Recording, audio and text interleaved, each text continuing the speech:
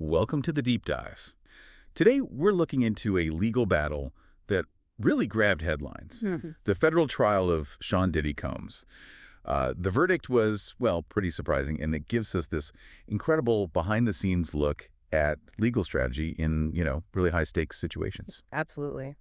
Our mission today is really to go way beyond just the headlines.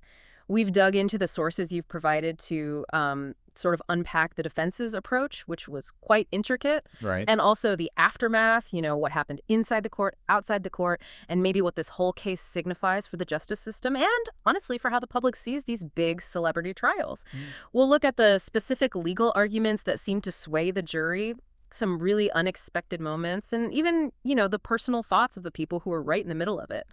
That's right. And for you, our listener, this is a great chance to get a really nuanced understanding of how these complex legal fights play out, how reputations get managed under, well, intense pressure, and those surprising human bits that always seem to come out in these high-stakes trials.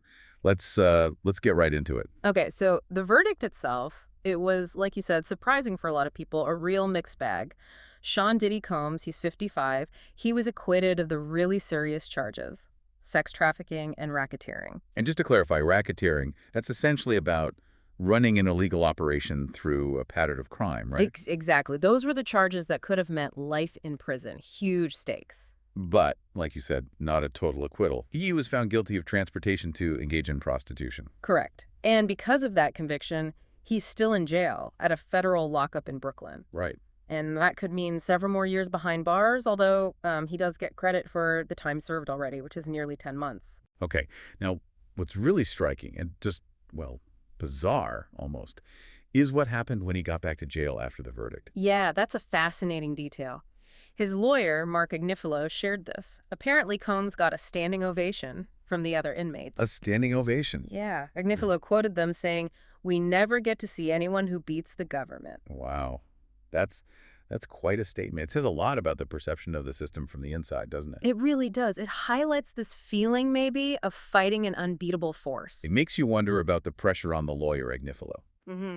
He mentioned feeling that Combs winning might be the best thing he could do for incarcerated black men in America, that they need to see that someone can win. He even told Combs early on it might be his fate in life to do the guy who wins. That's a heavy burden. Immense pressure. And, speaking of how they achieved this outcome, a huge part of it was this defense strategy they used, which people are calling the blunt trial strategy. Right, the blunt strategy. Yeah. The team, 8 lawyers led by Agnifilo, they took a really unconventional path. They decided to just directly confront all the damaging stuff about Combs' personal life, head on. They really did. I mean, they told the jurors straight up that Combs was a jealous domestic abuser with a drug problem, and that he had this swinger lifestyle. Threesomes involving him, his girlfriends, another man. It seems shocking to just admit that in court.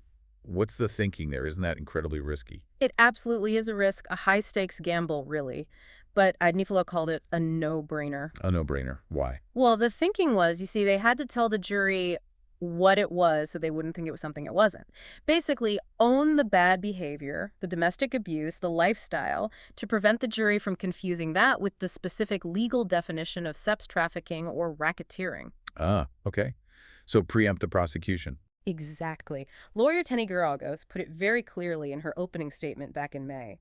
She said something like, "You might think, wow, he's a really bad boyfriend," but then immediately pivoted, "That is simply not sex trafficking." Draw a very clear line. A very clear line. They acknowledged the morally questionable stuff to build credibility, in a weird way, and then focused laser-like on the legal elements the prosecution needed to prove for those specific charges, arguing they just weren't met. So it's about controlling the narrative, even the uncomfortable parts. Precisely. And this carried over into how they handled witnesses. The prosecution called nearly 3 dozen witnesses, including former employees. Right. And the defense cross-examined them, but apparently with mostly gentle but firm questions. They picked apart the testimony carefully. And Combs himself never testified. Never. And maybe even more striking, the defense called 0 witnesses. None at all. Wow. That takes some serious confidence in your strategy to not put on any case of your own. It really does. It suggests they believe they'd created enough doubt just by cross-examining the prosecution's witnesses and framing the narrative from the start. And it seems the legal world noticed. The praise for the defense team, especially Agnifilo, has been pretty significant. Oh, absolutely.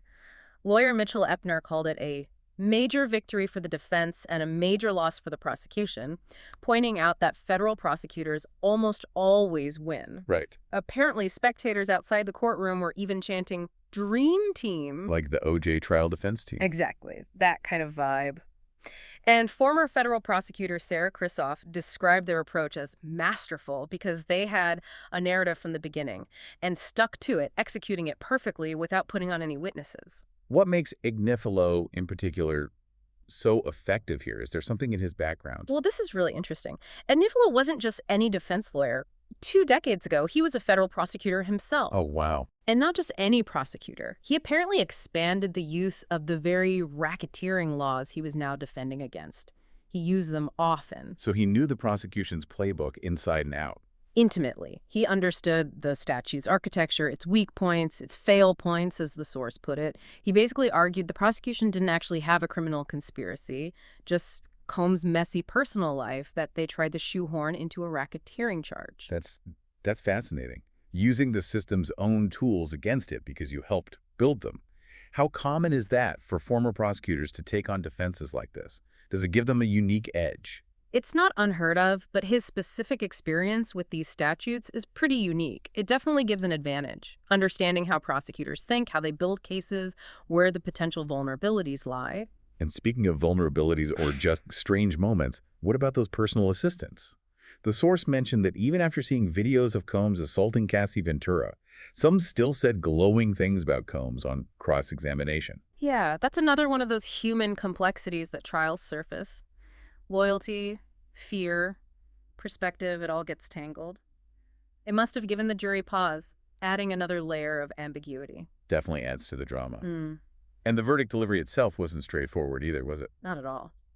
There was this moment of real tension, kind of deflation, when the jury came back initially. They were deadlocked on the big one, the racketeering count. Oh, no. Yeah, but they had reached verdicts on sex trafficking and the lesser charges, so the judge had to tell them, essentially, go back and try again on the racketeering. Imagine being in that courtroom. The defense must have felt their hearts sink. You'd think so. Yeah. But Agnifilo shared this incredible story about that night. He couldn't sleep, woke up around 3 in the morning with this sudden gut feeling and insight about how the verdict was likely split. Really? Yeah.